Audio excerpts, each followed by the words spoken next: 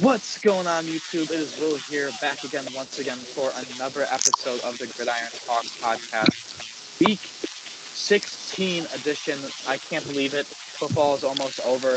If you play fantasy football, excuse me, your fantasy season is almost over. You got 2 more weeks of that. So I really just can't believe the football season is almost over. This year flew by really quick.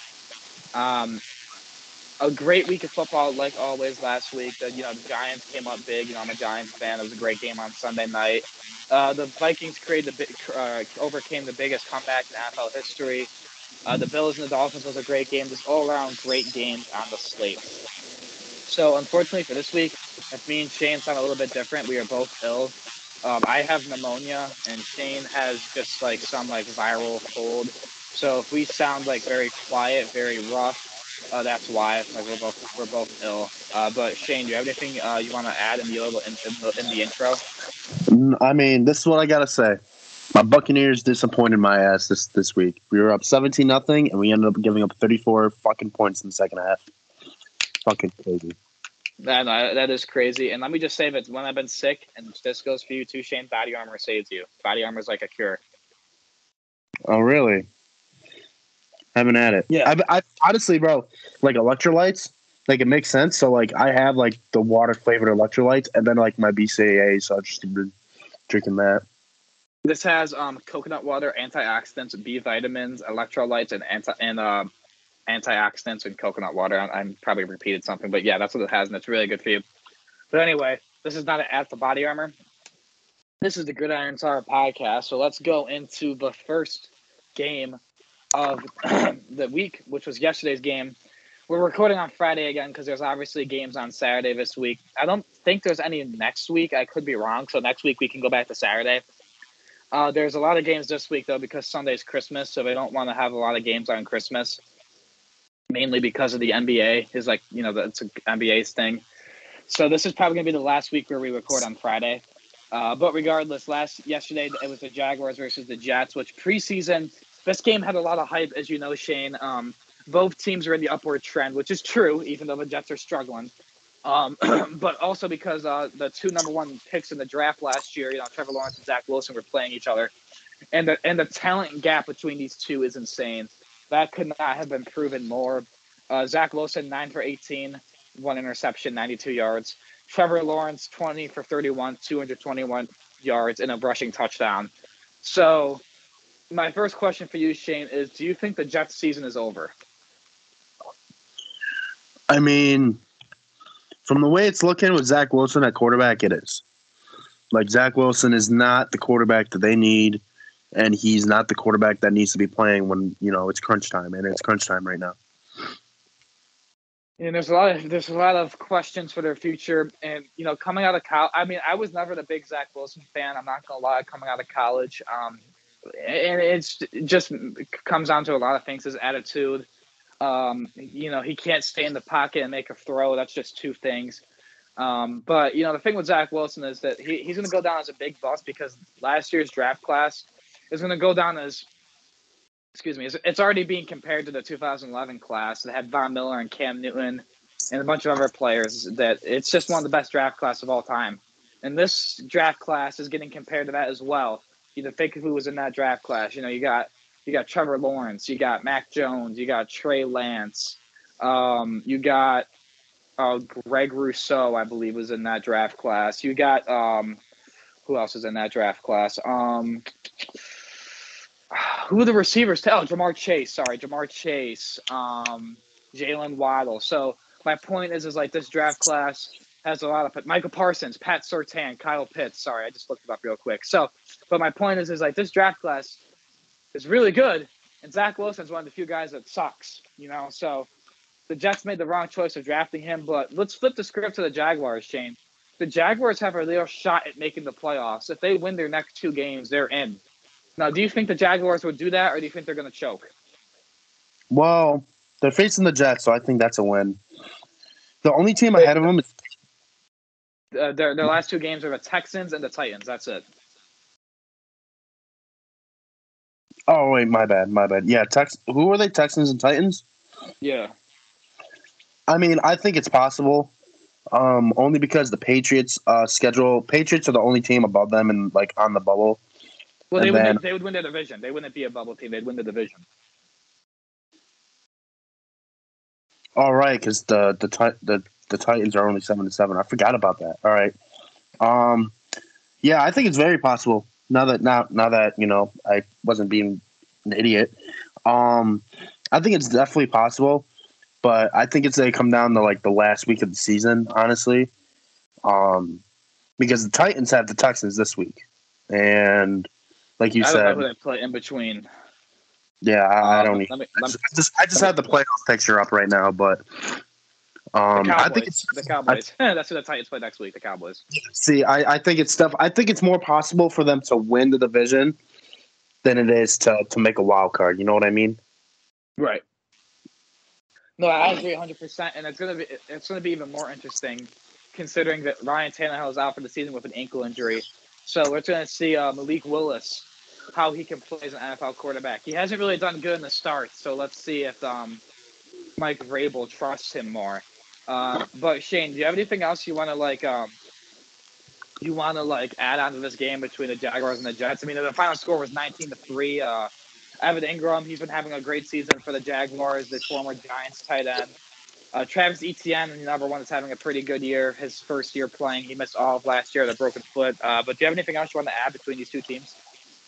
Not really. I mean, this year was really a prove-it type of year for Trevor Lawrence, and I think he definitely did that. So, props to him. I told you early in the year the Jaguars had a chance to make the playoffs, and right now they're ninth, and they're on the bubble for the playoffs. So.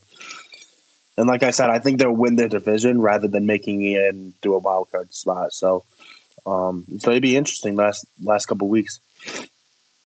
No, I agree. Trevor Lawrence has definitely proved that he is a franchise quarterback. Has he proved that he's a superstar yet? No, not yet. He still can. But he definitely has proved that he is at least this franchise quarterback for the next 5 years, at the very least. And there is a lot of potential around Trevor Lawrence. And like I said, he's filled as good. And I'm very lucky to see, assuming that they made the playoffs in the Giants. I saw them play in Jacksonville. And I'm very thankful that I got to see two potential playoff teams play. I mean, not a lot of people can say that when they go to a football game. So that was very cool to watch. But anyway, let's go into the first game of the week, actual game. We got the Buffalo Bills versus the Chicago Bears. The Bills are 11-3. The Bears are 3-11. Now, the Bills can clinch the AFC East with a win against the Bears. That's all they need is a win, because the Dolphins are 8-6. If they win, they got it, And they're luckily they're playing the Bears. The Bears are terrible. Their future does look bright with Justin Fields. You just said that about Trevor Lawrence, Shane, that this was a prove-it year, and two quarterbacks have proved it. Him and Justin Fields. He's been having a great season as well. Has already 1,000 rushing yards as a quarterback, so it's good to see him flourishing as well. My thoughts for you, Shane, my first question for you is, where do you think the Bears go in free agency in the draft? What do you think they need to get for Justin Fields? Do you think they need to get wide receivers or offensive line? I think their main focus should be offensive line, and I don't know who their free agents are for wide receiver, but at least get they have Chase Claypool, but at least get a number 2 type of guy. You know what I mean? Maybe someone out of the slot. Claypool can play the slot, but either way, they'll need to grab a good quality wide receiver and definitely an O-lineman. Like a guy like Sterling Shepard. He's a slot receiver. He's a free agent. Someone like him. Yeah, I think. Go ahead. No, I was going to say, I know he's injury prone and he's a little bit older, but if the Giants don't re-sign him, I don't see why he couldn't go to the Bears as a little bit of a veteran tutor. And, Sterling Shepard, Chase Claypool, and Darnell Mooney is not the best receiving core, but it's a lot better than what he has now, Oh, yeah, I definitely agree. I think, honestly, I don't think they should even look the wide receiver out until they definitely have a couple of good linemen. And maybe even draft a couple of young linemen, too. We saw Tristan Wirfs. The Buccaneers drafted him. I believe it was the year that Brady came. And they ended up winning the Super Bowl. He made a lot of big a lot of big blocks through that year, especially in the Super Bowl. And and he was great all year. I think he won. I think he was like all first team rookie as an offensive lineman or something like that. He played really well. So definitely getting the young lineman to set that edge and protect the edge, especially the blind side, the left tackle. Definitely need that with Justin Fields. Right. Now, some things about the weather is that it's going to be very cold in Chicago. If you don't know, in the Northeast, there's a big storm, a winter snowstorm, and in Chicago will be somewhat affected by this. I don't know about the snow, but I do know it's going to be 9 degrees. It's going to be very cold. The Bills are used to playing that, though, because Buffalo is arguably colder than Chicago. But another thing about the Bears in this game is that the Bears have lost 7 in a row. One shy of a franchise record of 8, obviously. They did narrowly lose to the Eagles last week. But obviously, like I said, I apologize. Justin Fields continues to impress. He is 207 yards away from breaking Lamar Jackson's quarterback single-season rush record. Do you think he can do that in 3 games, Shane, 207 yards? I mean, when I think of Justin Fields, I don't really think of him like on that Lamar Jackson type of spectrum, but I definitely think he's a very good mobile quarterback. So, like, you said 207 yards? Yes. 3 games. I mean, unless they don't take him out, like for some reason, the last game of the year, I think he gets it. Right. And my other question for you, Shane, is now this is about the Bills. Now a lot of people think the Bills are overrated. Some people think they've been playing like shit. They rely too much on Josh Allen. Do you think the Bills? This is a very simple question. Then we'll get into our predictions. Do you think the Bills are the best team in football? Do you think the team like the Eagles, San Francisco, or Kansas City is better than them, or do you think the Bills are, like I said, the best team in football right now?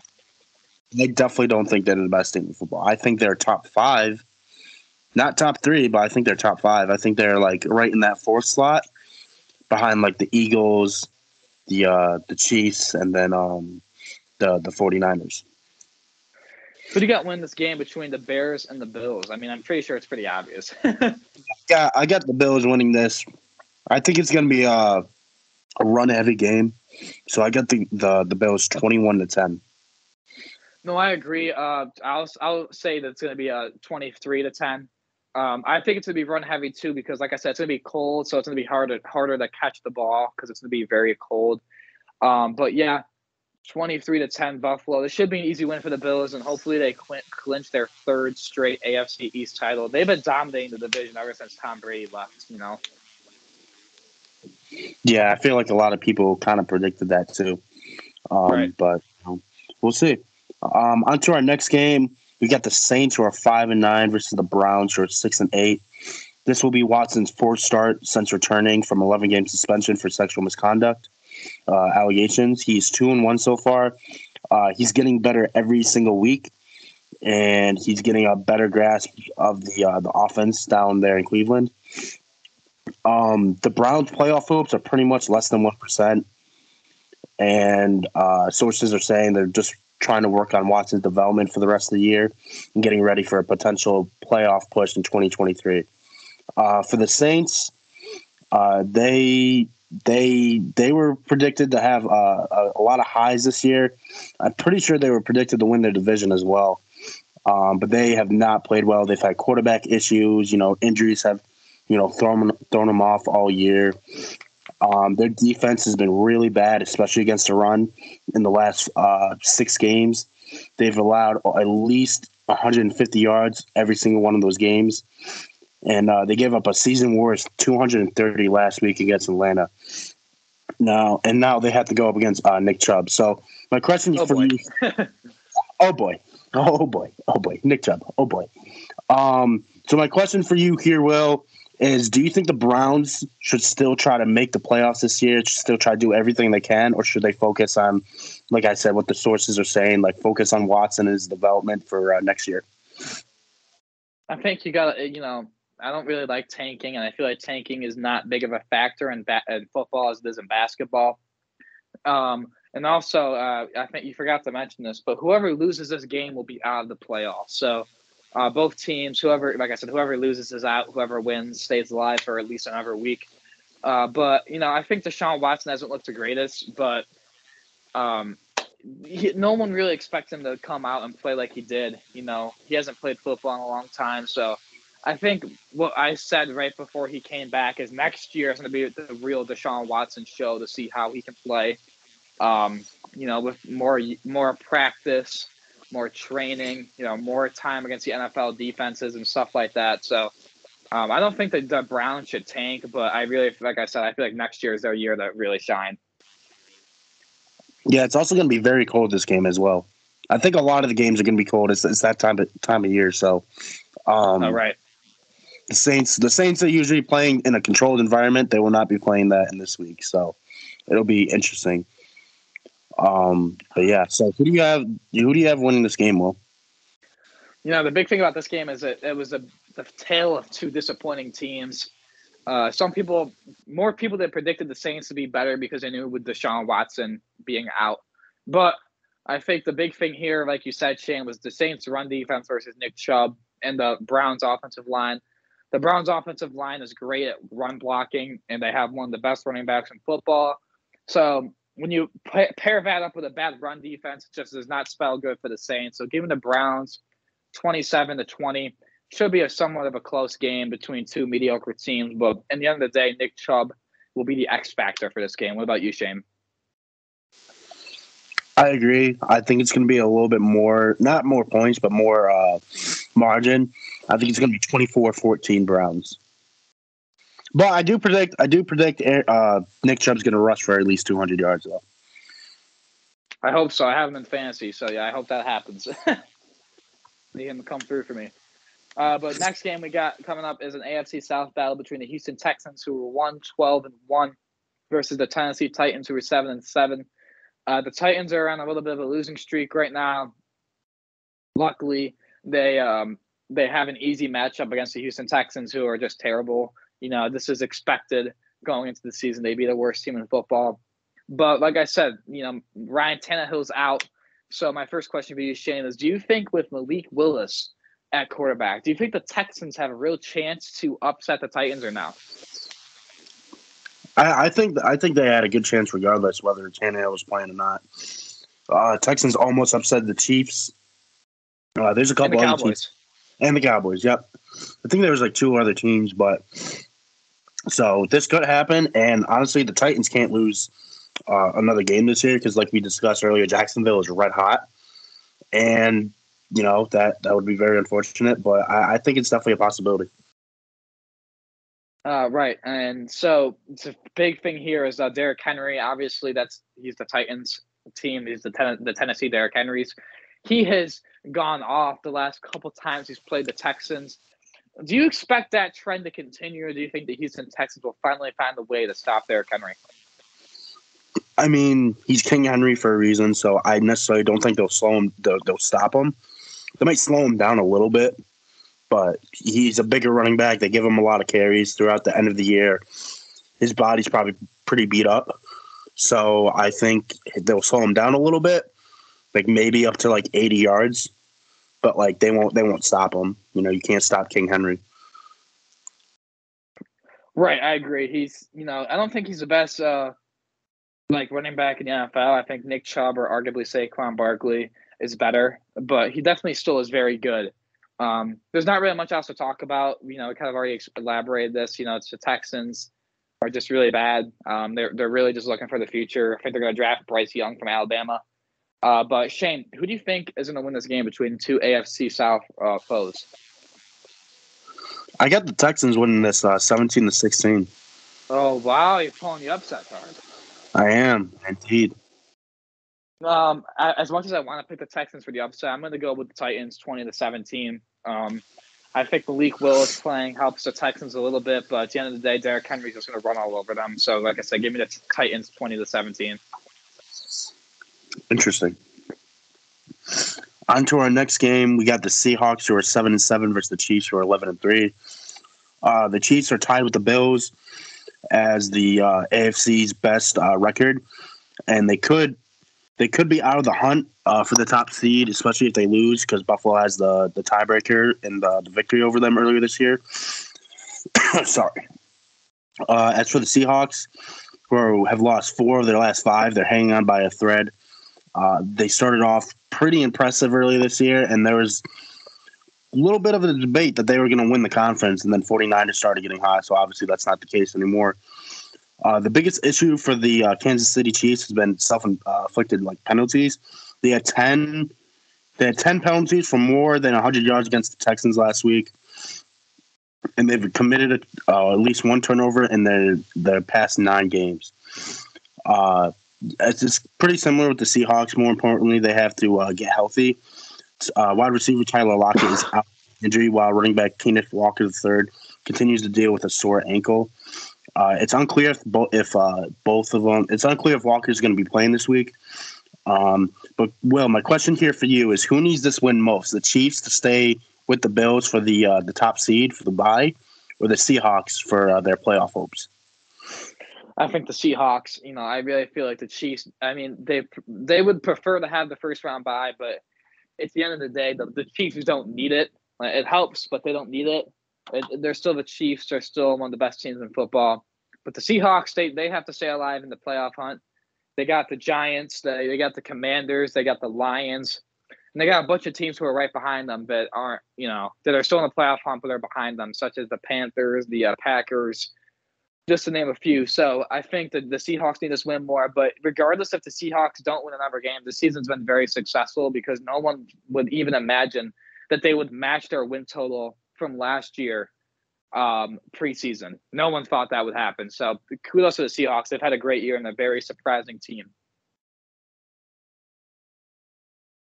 No, I definitely agree. There were some that thought they were going to be the worst team in football too. So definitely, honestly, I think it's more of an upgrade from last year, if anything. So you love to see that. So who do you have winning this game though, Will? Going in the Arrowhead, as much as I love Geno Smith for making the Pro Bowl, he's been having a hell of a season, a career revival, something we haven't seen in our lifetimes. Maybe before then, but in our lifetimes, this probably hasn't happened. I guess you could say Ryan Tannehill, but not even comparable, in my opinion. So as much as I love Geno Smith and the story, you got to go with the Chiefs and Arrowhead. It's really hard to go against them. So give me Kansas City 31-20. What about you, Shane? No, I agree. I'm going to pick it 34-20. And you got to remember, Patrick Mahomes, he may end up winning MVP with the situation with Jalen Hurts, which we'll talk about during the Eagles game later. But Patrick Mahomes is probably going to win another MVP, which he rightfully deserves. But yeah, got the Chiefs in this game. Oh yeah, let me just elaborate. All these games are going to be on tomorrow, Christmas Eve. I didn't really explain what games are going to be on Christmas Eve and which ones will not be, but all of the ones we've announced will be on Christmas Eve. But regardless, let's go into our next game. Now, this game is very possible that these two teams will play each other in the playoffs due to the whole seeding thing. We got the Giants, who are 8-5-1, against the Minnesota Vikings, who are 11-3. The Vikings obviously completed the biggest comeback in NFL history last week, down 33-0. They came back and won 39-36 in overtime. What a game. The Vikings, you just can't even make it up. It was just unbelievable.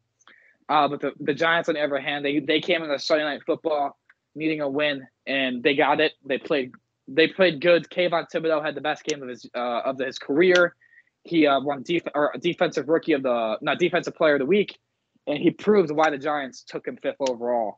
So, Shane, my first question to you is, how likely do you think this will be a playoff matchup? Because right now, these are the 3 and 6 seeds in the playoffs, and if everything stays put, they will play each other in the playoffs. Wait, my bad. This is the 2 and the 6 seed. So do you think these two teams will end up in the first round of the playoffs or no? I mean, it's more of the Giants end up making it there. They got a really tough schedule and division, so it's definitely going to be very interesting. I can see it happening, but, with how the NFL works, you just never know. Yeah, right. And I really feel like the Giants, one more win and they're in. They have 3 games and they just need 1 win. Next week they play the Colts, so expect them to clinch them. But who knows? Like you said, the NFL upsets happen. Let's see what happens. But it's looking good for the Giants, who have been at the period of decline, and they're finally getting better. It's good to see that. But my next question for you, Shane, is Justin Jefferson is having an insane season. Do you think people out of all of the NFL MVP candidates who are not quarterbacks, do you think Justin Jefferson is number one? Oh, of course. He's on. I read something earlier. He's on pace to break Megatron's record for receiving yards by, I think it's by 10 yards. So I definitely think, like, non-QB players, he's definitely number one. I agree. And, the Vikings have been a very mediocre team for a long time. And, they get a coaching change, and this changes everything. That's really the biggest thing they changed in the offseason. They added some players, but, this team will take them as far as Kirk Cousins goes. They got the weapons. They got Jettis, Hawkinson, Thielen, Cook. And Kirk Cousins is the big question mark, and he's been playing great. The Giants, on the other hand, are complete opposite. They really just have Saquon Barkley.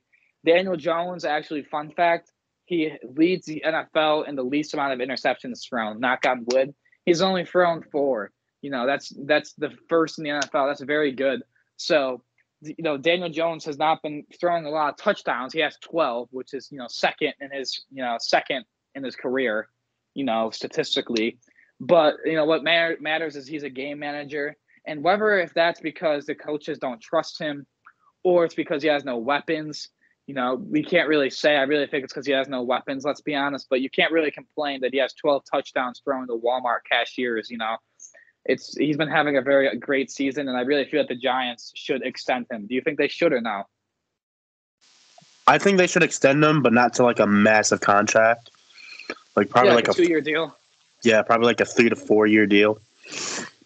Yeah, I agree. So who do you think's going to win this game between two teams? If the Giants win and a couple teams lose, they are in the playoffs.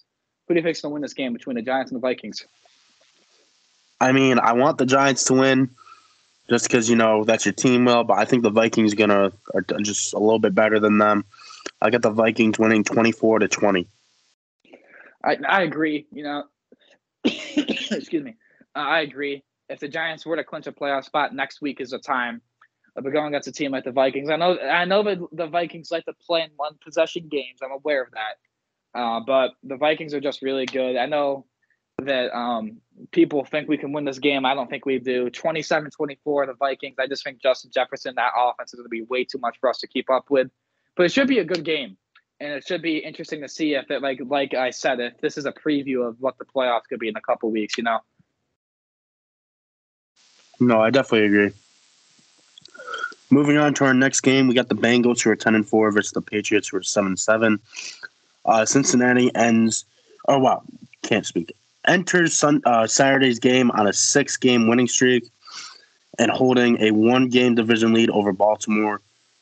For New England, they've lost 3 of their last 4. Had a terrible ending to last week's game, which is crazy.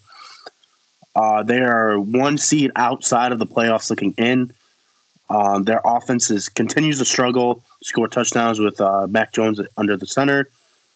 It will take a big performance from a defense that has 5 defensive touchdowns, which is tied for Arizona for most in the league. Like we said earlier, Cincinnati, they've won 6 straight. And it seems like Cincinnati is a team that gets hot at the perfect time. Like last year they did. They beat the Chiefs in the playoffs. My question here for you, Will, are the Bengals the most dangerous playoff team right now? 100%. I really feel like people are not giving them the credit they deserve. This team made the Super Bowl last year, and they've just gotten better. And the Bengals started 0-2. Some people panicked and said they were not making the playoffs, which was really crazy to me. And they've quieted all the haters, and they have proven that they still have it. The Patriots, obviously, last week, they lost in the weirdest way I've ever seen a team lose on a lateral out of some they literally lost like a Madden play. I've never ever seen that happen in football in my life. But the Patriots are the definition of mediocre, mid, for lack of a better term. They're not really good, but they're not very bad. And the Patriots are just not a team that can compete with the powerhouse offenses of the AFC. They can really the Patriots, in my opinion, can beat teams that are of their skill level and slightly below them. But the Patriots are no chance for a team like the Bengals, the Chiefs, the Dolphins, the Bills, because their offenses are just too good. The Patriots can't keep up with them, No, I definitely agree. And their defense is really what's been carrying them this year, which is like crazy. Who do you have winning this game here, Will? I know my one friend said the Patriots are going to win this game, and his reasoning was Foxborough. That was it. I was like, okay.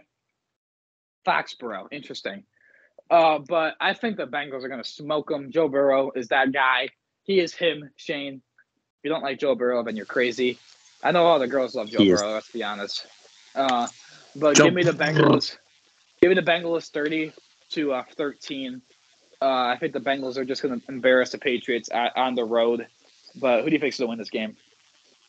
I agree with you, Will. I got the Bengals to 27-10. You don't think it'll be a close game either? No, I think it'll be close in the first half, and then I think the second half the Bengals will just blow them away. Let's get into our somewhat similar situation in the NFC. We got the Lions, who are 7-7, versus the Panthers, who are 5-9. Now, the Panthers both of these teams are very much in it. The Panthers are in it because the NFC South is just terrible, as you know, Shane. And the Lions have been completely on fire. They started the season off 1-6, and since they started the season off 1-6, they've only lost to one team, the Bills. So they've been on fire. Jared Goff has been playing great. I think I said this last week. His great play has earned him more time as Detroit starter, whether that be 2 years or 3 years, because going into the season, they were looking to draft a quarterback, but you can't draft a quarterback this year. Would you agree? Jared Goff has played way too good to move on from him. Yeah, you can't put a new quarterback in their system. If anything, it just downgrades the offense. No, right. And I know Jared Goff has had a very up and down career. Some people obviously forget that he was a Pro Bowler, that he was, I believe, the first overall pick in 2016. And he also, he was a Super Bowl quarterback. Like he made the Super Bowl. So where do you rank Jared Goff in the quarterback ranking tier list? Would you say he's like right in the middle or right above the middle, or? I'd say right in the middle, maybe like slightly above average. Like you said, former Pro Bowler, Super Bowl quarterback. He led the Rams there in 2018, I believe. Mm-hmm. 2018, yeah. Sorry. So I think he's like slightly above average, and I feel like they just discredit him because his last couple years in for the Rams, yeah, he wasn't that good. Like, let's be honest, he's pretty terrible. But I think this is kind of like a rejuvenation of himself, and I think he'll be the quarterback for the Lions for the next 2 to 3 years. Right, and so my next question for you is, the whole trade between the Lions and the Rams. I know the Rams won the Super Bowl, but who do you think won that trade 2 years later? Do you think the Rams won it or the Lions? I think it was pretty even. I'm not even going to lie to you. Rams got the Super Bowl that they wanted now, and the Lions are building towards the future, and they're looking really scary. Very explosive offense. They just need to fix some things on defense. Who knows? This could be the team that wins their division next year. So it's going to be very interesting next year to watch a lot of these teams. Well, let's flip it to the Panthers. The Panthers obviously have had up there with one of the most drama-filled seasons in the NFL. They got rid of their head coach, Matt Rule. They got rid of Baker Mayfield. They've had a quarterback carousel, to P.J. Walker, to Baker Mayfield, to releasing Baker Mayfield, to going to Sam Darnold. They've had 3 starting quarterbacks. There's just been a lot of drama with the Panthers. And, last week the Panthers lost a close one, but surprisingly the Panthers have a good running game. And I think people really undervalue that. Where do you think my question for you, Shane, is my first question about them is, where do you think the Panthers running offense is with the rest of the NFL? Like, how good do you think the running attack of Deonta Foreman and Chuba Hubbard is? Probably outside the top 10, top 15-ish. They're really skilled backs, but they're not they're not superstars yet. They're not the Derrick Henrys, the Nick Chubbs, the Saquon Barkleys, Christian McCaffreys.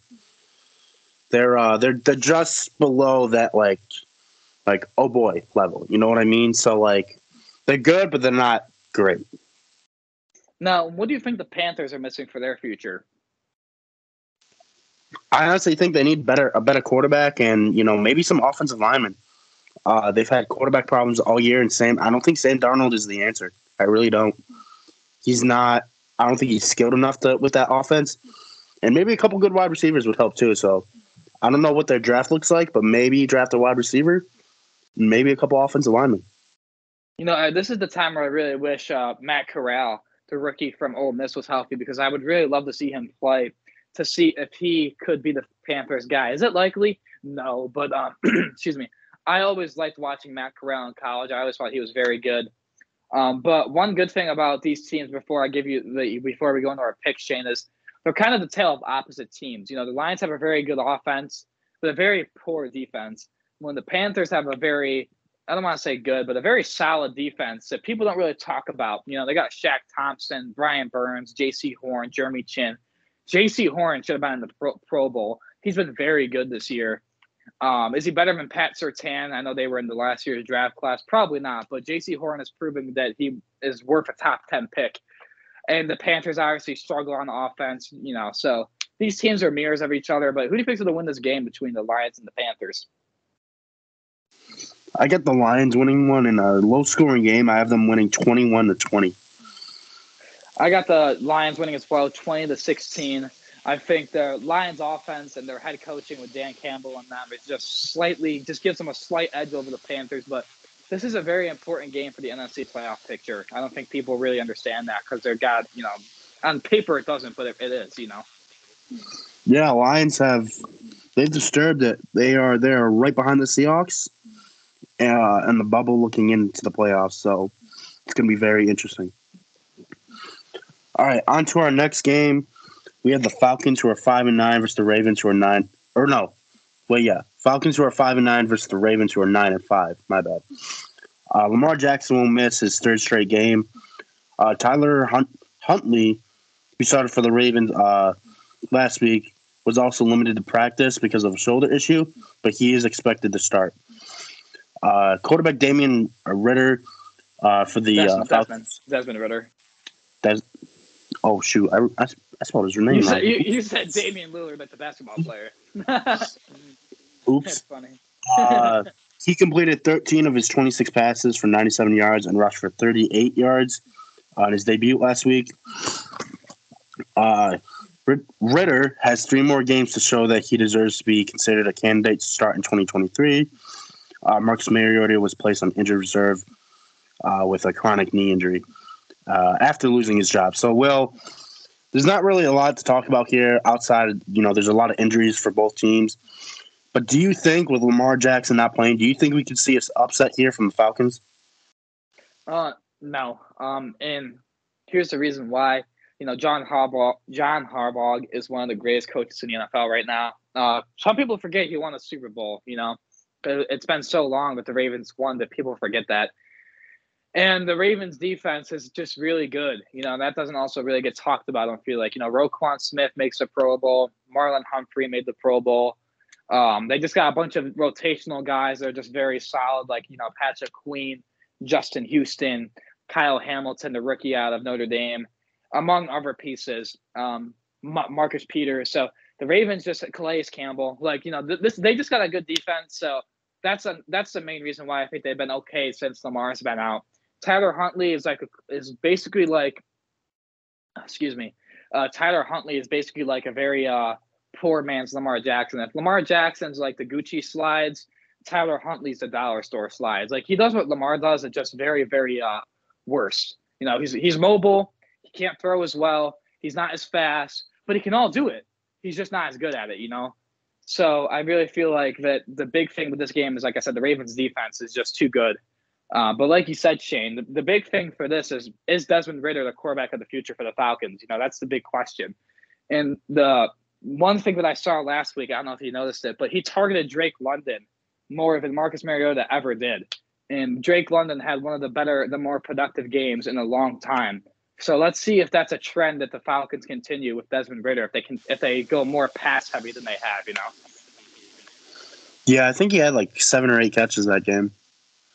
Yeah, I believe so, something like that. So let's see if the Falcons start passing the ball more to see if Desmond Ridder, to see how good Desmond Ritter is, Yeah, no, I agree. My predictions for this game is I feel like the Ravens are still going to win. I got them winning 21-10. How about you, Will? Yeah, I got a little bit lower scoring, 17-10. But like I said, the main thing here is going to be the Ravens defense. It's just too good, That's just what's going to win them this game is their defense and how good it is. And the Falcons' offense is just very poor. So hopefully Lamar comes back soon because it is the playoffs and they need him if they want to make a playoff push,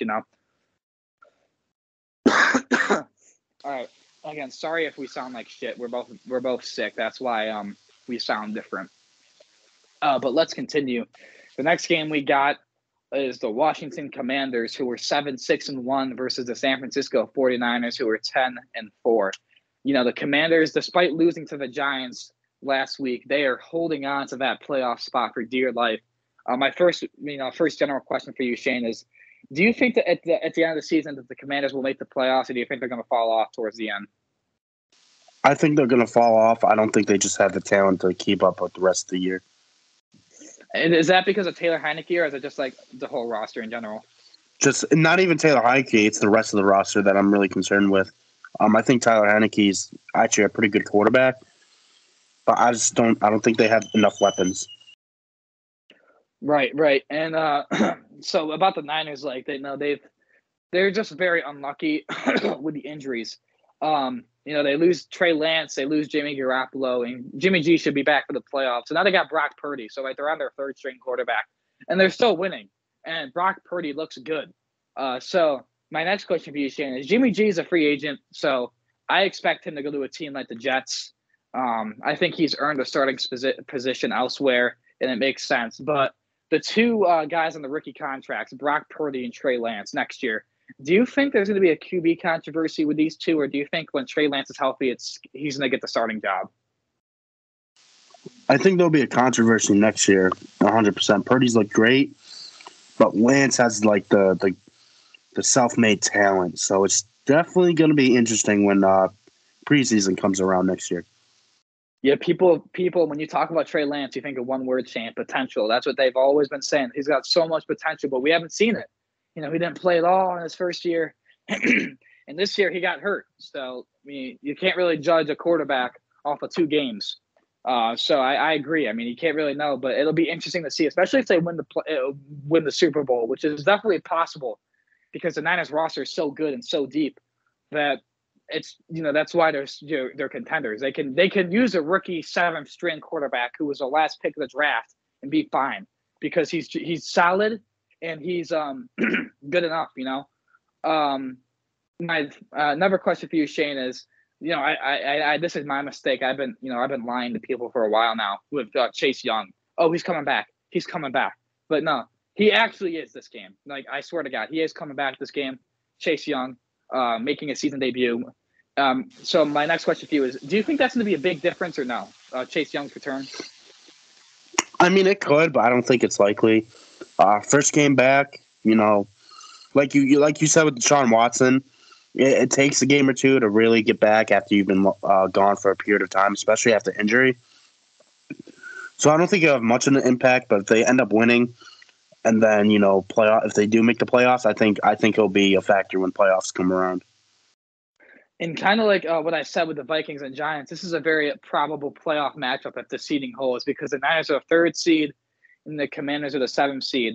So my last question for you, Shane, is what team do you think how am I trying to word this? What team do you like more defensively? Because I know that the Niners have the best defense statistically, and you might think that's a silly question, but what's one good thing that the Commanders have over the Niners? Their defensive line.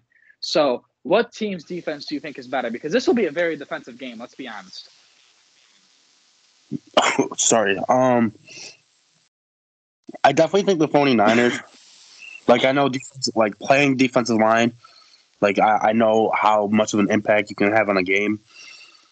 But with how their offensive line is, with how the 49ers offensive line is, but in general, not even for this game, but in general, I'm still picking the 49ers all day. Yeah, and I agree. And it should be a close game. So it should be an interesting game. I don't think it'll be close, but it will be interesting to see how long the Commanders defense can hold them into this game. So, who do you think's going to win this game between Washington and San Francisco? I think I have the Niners winning 34-20. Yeah, I got the Niners winning 31-17. I just think their defense is going to be way too good. Their offense has so much weapons, like George Kittle. He had a great game last week. Christian McCaffrey, Trent Williams, Brandon Ayuk. Like this team has so much weapons that it's insane. So give me the Niners over the Commanders, 31-17. It'll definitely be an interesting game, I'll tell you that. But on to our next game, which this game pretty much was going to be like the most anticipated game coming, over the last couple of weeks. But now maybe a little bit of the hype is lost. Quarterback Gardner Minshew will be playing. Jalen Hurts is expected to be sidelined with a sprained right shoulder. This is Minshew's first start for Philadelphia this year. The Eagles can clinch the top seed in the NFC with a tie and a Minnesota loss or tie.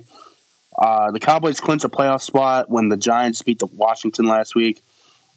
And Dallas is close to locking up the fifth seed in the NFC, which would mean a wild card game at the NFC South champions home.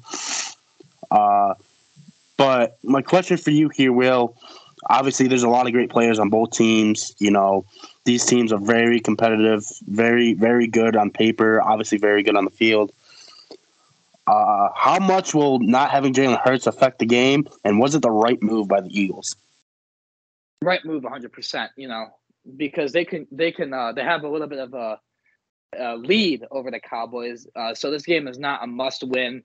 It's not like the Cowboys they have the same record or they're one game behind them. They got a little bit of breathing room, So sitting him is definitely the right move. What was your other question? I apologize. I don't remember. How much will not having Jalen Hurts affect the offense for the Eagles? Okay, yeah. So obviously a lot. He's arguably the MVP frontrunner up there with Patrick Mahomes. He's up there in that discussion. He has to be. He's been having a great season. So, and Gardner Minshew is not as mobile as Jalen Hurts. So let's see how the offense is going to be. Are they going to go more pass heavy? Gardner Minshew is not bad. I think he's one of the better backups in the NFL. I think he's up there with Jimmy G as in the top 5, top 3 backup. I mean, he was a starting quarterback. I think people forget that. And the only reason why he's not the Jaguars quarterback now is because they have Trevor Lawrence. And now he's, like I said, one of the best backups in the NFL. So let's see what they're going to do with him. Are they going to go more run heavy? Are they going to, use Miles Sanders and Kenneth Gainwell and Boston Scott? And they're going to kind of go away from the read options. Or are they just going to just pass the ball more, with Dallas Goedert, A.J. Brown, Devontae Smith? What do you think, in your opinion, what do you think they're going to do? More pass heavy or more run heavy? I think it'll be more mixed. I don't think they're going to run a lot of option plays like they usually do, but I think it's going to be a mixture of both. We may see stretches of running plays and passing plays, and then a little mixture of both. And I agree with you. Gardner Minshew is actually one of the. I'd put him there as probably my most trusted backup in the NFL. Right, he played last year. I think Jalen Hurts missed a game, and he played well. And he's a damn good backup, and he's solid, and that's all they need is a backup, And the Cowboys, they lost last week to the Jaguars, and I'm gonna flip the script, Shannon, unless you have this question for me. Now a lot of people are saying Dak is not the franchise guy for the Cowboys. Do you agree, or do you think that's an overreaction? I think it's an overreaction. He's just not you know what I mean? He's not the guy. He's not a Tom Brady. He's not a Peyton Manning. He's not even an Andrew Luck. He's like a Jameis, how Jameis Winston was to the Bucs, from I think it was 2015 to 2018. That's who Dak Prescott is. He's just a little bit better. You know what I mean? Right. No, he's slightly above average. Yeah, he's not gonna. He throws a lot of passing yards, which is good, but he's not gonna wow you like Tom Brady or Patrick Mahomes. But who do you have winning this game here, Will? This is going to be a great game. Two big rivals. Like you said, the Eagles can clinch the division with a win. The Cowboys, they want to try to still win the division. It's very unlikely, but they still theoretically can. And like I said, this will be a great game, regardless if Jalen Hurts is playing or not. Obviously he's not, but if he was playing, it'd be a lot better. But like I said, it's going to be a great game because the rivalry, the history. And it's also ironic that last time these two teams played, it was Jalen Hurts versus Cooper Rush. Now, the second time they played, it's Dak Prescott versus Gardner Minshew. It's pretty interesting how that works out. But if the Eagles had Jalen Hurts, I'm taking the Eagles. But since Gardner Minshew's playing, I got the Cowboys winning 27-24. Regardless, it'll be a close game. I think the Eagles roster is a lot like San Francisco's. It's just so well and deep that losing their starting quarterback will not hurt them as much as other teams. But what do you think? Who's going to win this game? I still think the Eagles are going to win this game. I think it'll be a really close game. I got the Eagles winning 20-19. You think this is the game of the week or no? I think so. It's either... Yeah, I can't think of any other games that will be better than this one, honestly. How many games you got? 2, right?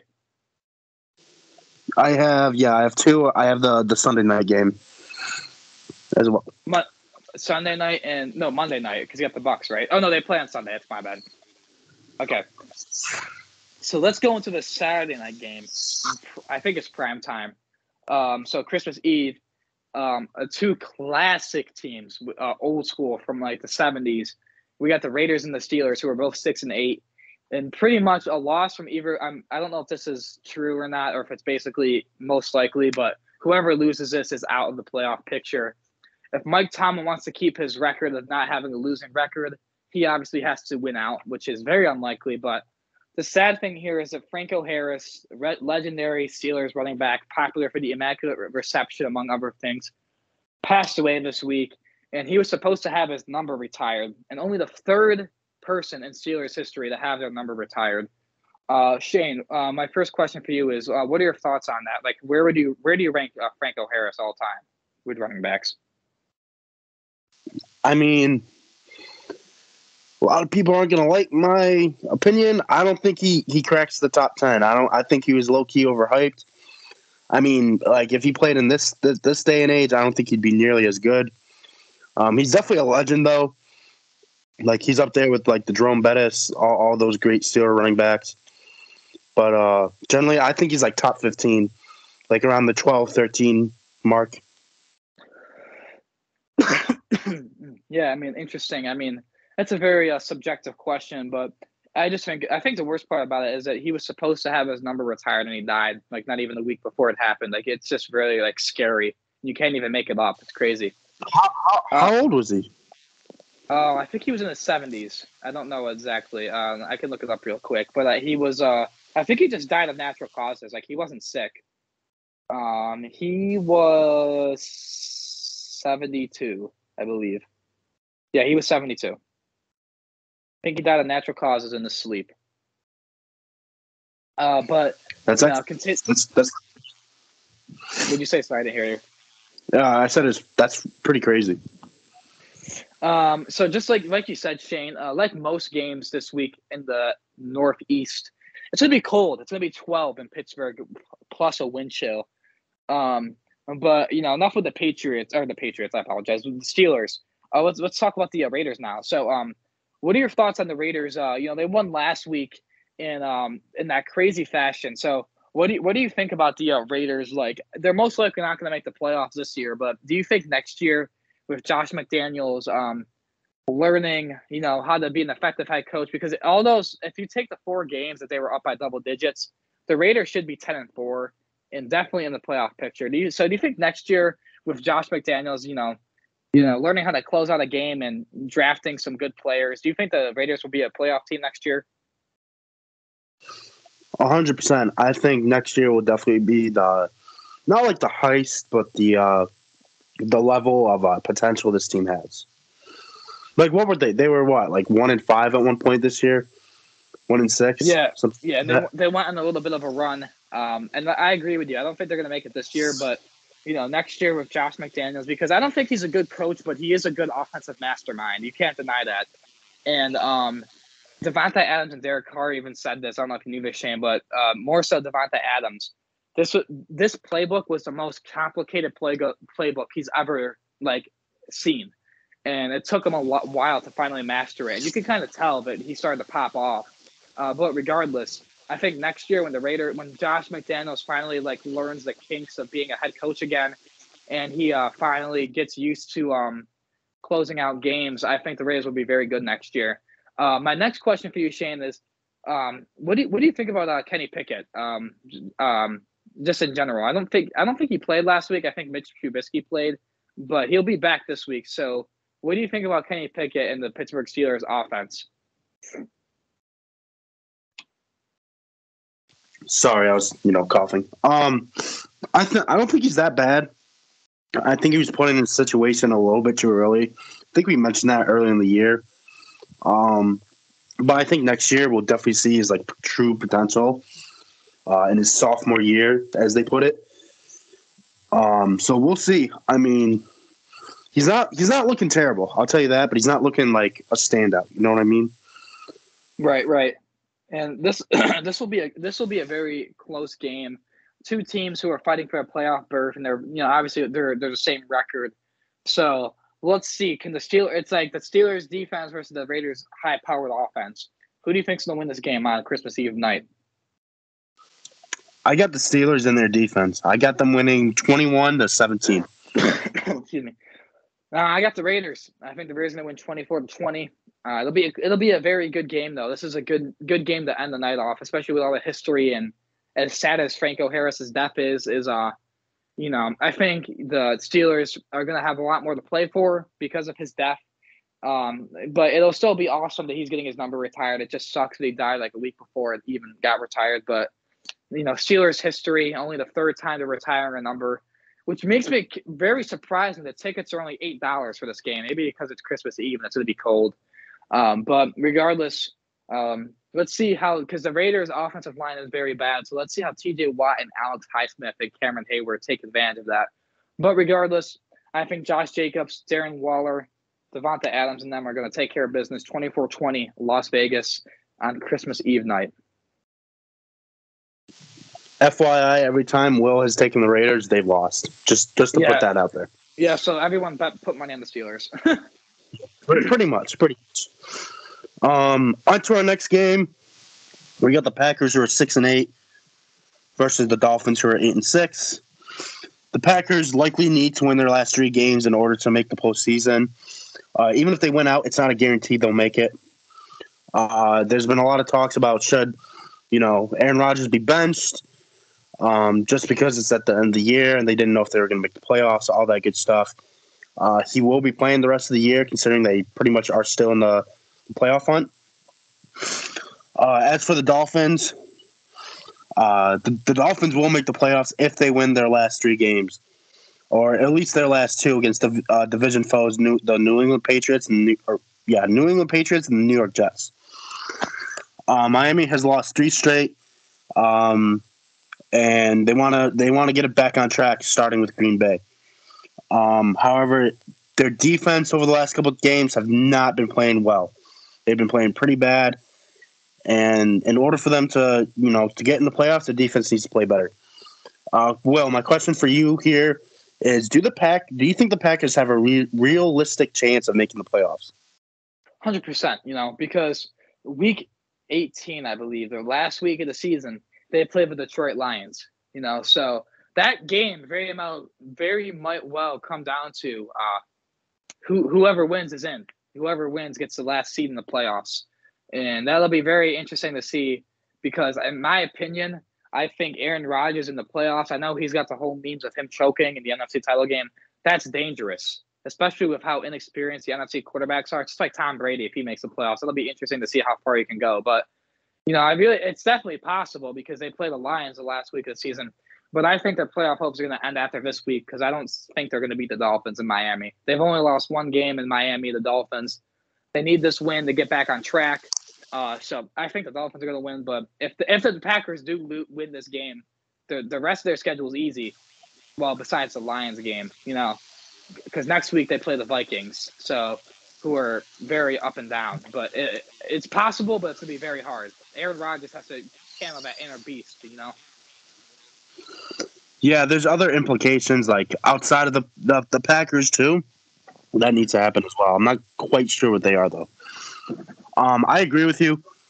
I don't think the Packers are going to win this game. I have Dolphins winning 24-20. I have a question for you, Shane. How deep of a playoff run do you think the Dolphins can make? Or do you think they're a first-round exit? Depending on who they play, like obviously we don't know yet. Depending who they play, I think they can make a good push. But if they face someone like Buffalo or like Kansas City, like I think they're a first-round exit. Right. I think the Dolphins are going to win, Shane, 21-16. I think it'll be a somewhat of a close game. But this is on Christmas Day. Just so you guys know, the next couple games will be on Christmas Day, and this is arguably the best game on Christmas Day for everybody. So it'll be a fun game to watch on Sunday, and let's see what happens. It's definitely the most competitive. So the next game we have on Christmas, and this is going to be the tale of the two most disappointing teams in football, the Denver Broncos and the LA Rams. Both teams are 4-10. And this is going to be the first time in their Hall of Fame careers that Russell Wilson and Bobby Wagner are playing against each other, as obviously Wagner's on the Rams, Russ is on the Broncos. So first question for you. I know we've always talked about disappointing a lot with the Broncos because they are. But who's more disappointing between these two teams, Shane, in your opinion, the Broncos or the Rams? Definitely the Broncos. I mean, you can kind of see the Rams kind of falling apart. They lose their possibly best offensive line due to retirement. The rest of their, line gets injured. Matthew Stafford, he's getting bumped around. He's getting sacked a lot early in the year. That's never a good sign. And they just weren't winning games like they were last year. So I mean, it was kind of expected. I wouldn't say expected, but like you would expect the Rams to be, like a little bit on a down slope, not as bad as they are. But like for the Broncos, like even you Will, you were preaching the Broncos were going to be the best team in football, or one of the best teams last offseason. So I don't know what happened with the Broncos, but they are definitely the most disappointing team in the NFL. Well, in my defense, most people were, because for the longest time the Broncos were a quarterback away, and they get Russell Wilson, and I don't think anyone could have predicted Russell Wilson to just fall off a cliff in one season. In my defense, but one good thing about the Broncos that has been true for a couple of years now is that their defense is insane. So, do you think the Broncos defense will get them the victory over the Rams, or do you think the Rams are going to get this W? I definitely think the Broncos defense will help them get this victory. The Rams offense is not looking great. Like I said, offensive line issues, quarterback issues. Their wide receivers aren't the best, and their defense isn't as good as Denver. So I'm definitely taking Denver in this game. And another thing, Baker Mayfield came down to earth last week against the Packers. I know he had that crazy win over Las Vegas, but where do you think Baker Mayfield is future going to be with the Rams? Do you think he will be their quarterback next year? Or do you think they continue with Matthew Stafford, or do you think they draft one? Like, where do you think they're going to go with the quarterback position? I definitely think they continue with Matthew Stafford. Yeah, I agree, but there's been rumors that he's going to retire because of his spinal injury. So his future is definitely up in the air, That's crazy. I haven't even seen those. That's crazy. Well, yeah, I mean, with that type of injury, like, how old is he? Like 35, 34? Yeah, something like that in his 30s, yeah. So, I mean, it could happen.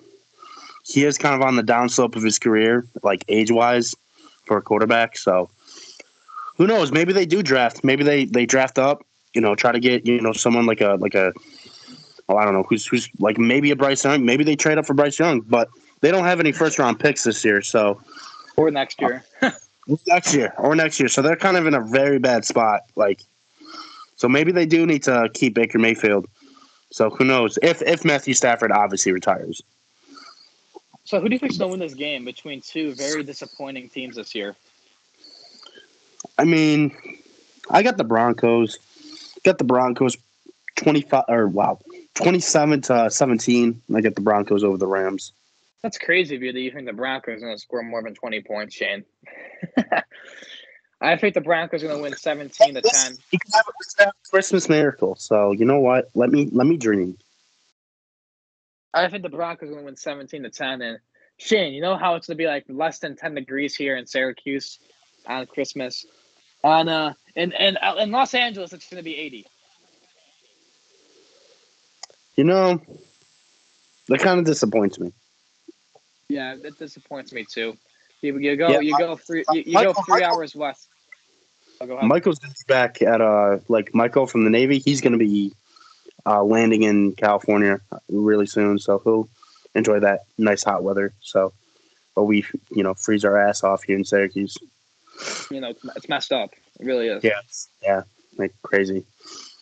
No Riz over here. But moving on to our Sunday night game, we have the Bucks who are 5-8. Or well, my bad. 6-8. Versus going to the Cardinals who are 4-10. This is Tom Brady's first time playing on Christmas. Well, did you know that?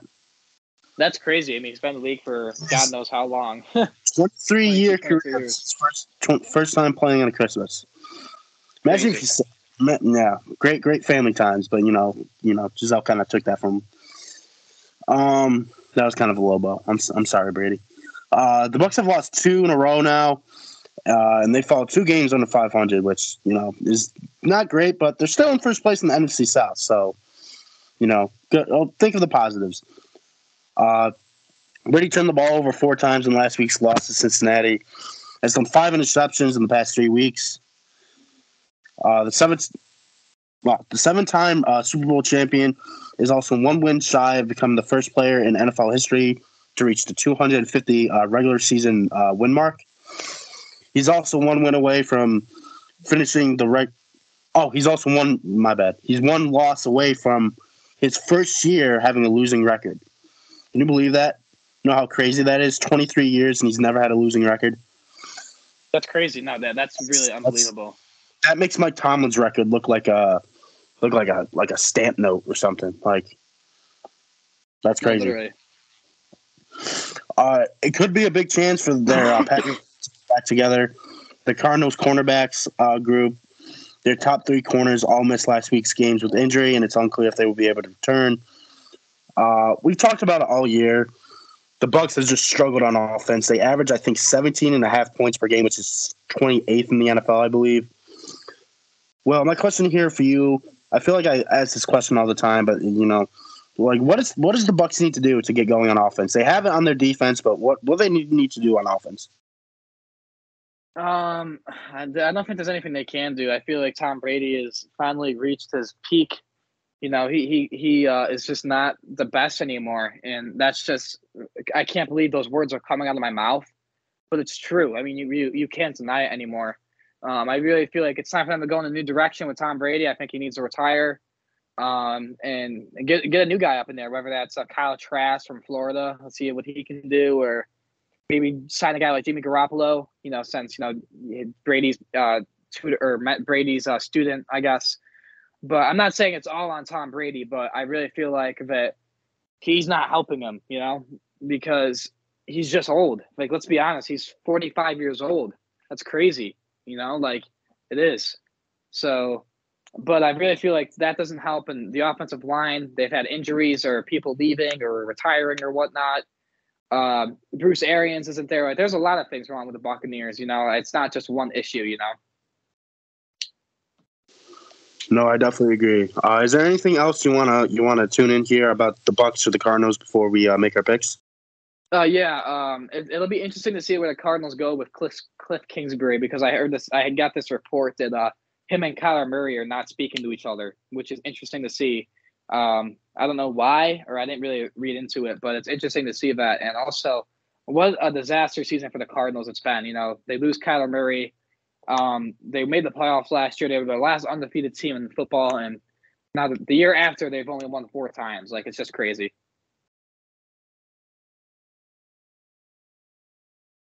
No, I definitely agree. Who do you got winning this game here, Will? As much as the Bucks are very lucky, but Kyler Murray is injured because no joke, if he was healthy, I would take the Cardinals to win this game. But they're playing Trace McSorley. They're playing the third-string quarterback, I believe. I think Colt McCoy is not playing. And he's terrible. Like, he's just garbage. So Tom Brady. Trace McSorley. Yeah. Hey. So Tom Brady is going to get a Christmas gift and get a free win because he's playing a third-string quarterback. Right, that's terrible. So give me the Bucs win this game, 20-10. What about you, Shane? Honestly, I agree. Pretty much 21-10 is my pick. And just remember, Will, Tom Brady may be the GOAT, but Trey McSorley has a song after him. Just remember that. Yeah, that is a fact, Shane. Tom Brady does not have a song after him. So, we got football for 3 straight days. Let's go into the Monday night game. My first thing here is, why are the Colts on primetime again? They got embarrassed last week. They lost to the Cowboys on primetime. Whose idea was it to give the Colts so many primetime games, damn it? But the last game of the week is the Chargers, who are 8-6, versus the Colts, who are 4-9-1. The Colts are out of the playoff picture. They got eliminated with the Jaguars' victory yesterday. They're going with Nick Foles after Matt Ryan blew the game for them. So I got 2 questions for the Colts, Shane. My first one is, do you think it's a smart move to go with Nick Foles? I mean, it doesn't really matter. They're not in the playoff hunt. I say, fuck it. Let's go see what Nick Foles still has. I think he's like 34, 33. So, I don't see anything bad, but like, they're facing the Chargers. Like, they're obviously not going to win. Like, I say do it. Like, who cares? Like, let's just see what they got. So what do you think the point of them starting Nick Foles is then? I think it's just to change it up. They've done a lot of – granted, their head coach isn't, the best head coach in the NFL right now. But I think it's just to get someone new in there, someone new to – not relatively new to the offense, but a new face in the huddle, just to see what he got. Like, I honestly think that's the reason, just to see what Nick Foles got at, his age right now. My other question for you is, with Matt Ryan blowing the biggest – or not just him, the whole team, blowing the biggest lead in NFL history, do you think that loss last week, and obviously 28-3 with the Super Bowl, do you think – how much does that affect Matt Ryan's legacy? I think it affects it big time. Like, he's a former MVP, but he couldn't do it in the Super Bowl, and he gives up a lot of second half games. So I think that type of performance from a quarterback definitely stains your legacy, I should say. Yeah, I agree. So because I've always said Matt Ryan's a Hall of Famer. This is my last question about the Colts before we talk about the Chargers. Do you think last week's game basically knocked him out of the Hall of Fame conversation, or do you think he still is? I think he's still in it, but I don't think he'll get as much respect like as he should have. You know what I mean? No, right. So let's go about the thing in general, the game in general. I apologize, but another thing is Jonathan Taylor is also out for the season with the Colts too, and this season has been such a train wreck, and it's been very unfortunate. They just had a lot of issues with Frank Reich. Him getting fired. Their offensive coordinator, I believe, got fired. Then they benched Matt Ryan for Sam Ellinger, brought Matt Ryan back. Now Nick Foles is back, and now the quarterback. Excuse me. So it's been a lot of issues here.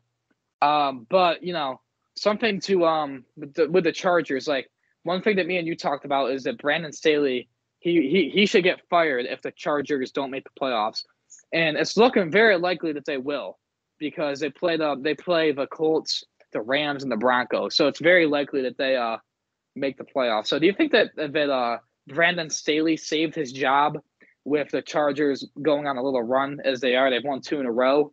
Or do you think that it's still justified that he gets fired? I think he saved some time to talk about in the offseason. I don't think he's going to get fired, but I don't think they'll give him a long-term deal. You know what I mean? Right. And lastly, the Chargers defense, which has been very banged up, is going to get a big addition with Derwin James coming back. And their defense has been very good. They've held the Dolphins to 17. They've held the Titans to 14. And let's see how well the Chargers defense really kicks it in. Are they a potential sleeper team, Shane, or no? I definitely think they are. I mean, depending on who they face will depend on how if they make the playoffs, they could go on a pretty good run in the playoffs, until they face like the Bengals or the Chiefs. Like we saw the Bengals-Chiefs game earlier this year, and they were holding their own. So, it's one of those things where like you got to mess around and find out, Right, and let's see how Justin Herbert plays. He's very good. I think he's been pretty underrated this year. When you talk of elite quarterbacks, no one really talks about him anymore because the Chargers have been very disappointing, but he's still very good. So I think it's obvious that you're going to pick the Chargers, Shane, to win this game. But what do you think the score is going to be on Monday night? I think it's going to be 23-13. Yeah, I agree. I think it's going to be a little bit higher scoring for the Chargers, 30-17. The Colts' best player on offense is not playing, and they got Nick Foles, who is the definition of average, especially at his age. And, the Colts have just had injuries all season, but that's not an excuse because so have the Chargers, and they're right in the playoff hunt, and they're most likely going to go to the playoffs. But, yeah, 30-17 Chargers. So that concludes this week of the Gridiron Talk Podcast, guys. I'm sorry if me and Shane sound terrible. Like I said, we're both sick. So that's why my voice sounds like it does and why Shane has been coughing. But Shane, do you have anything else you have anything you want to add? No, Merry Christmas to everybody, though. Stay safe, especially around here. It's very bad out right now. Just stay safe and have fun with your families. Watch some football. Yeah, Merry Christmas to all. Happy Hanukkah if you guys celebrate that. Have happy holidays.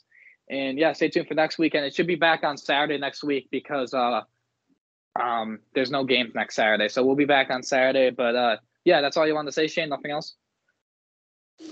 Yeah, man. Yeah, don't forget to like, comment, and subscribe. Share with your friends and family to give this a listen. Thank you all so much for tuning in. We'll be back next Saturday. Like I said, have a great Christmas. Have a good week of football, and have a good one, guys. See ya.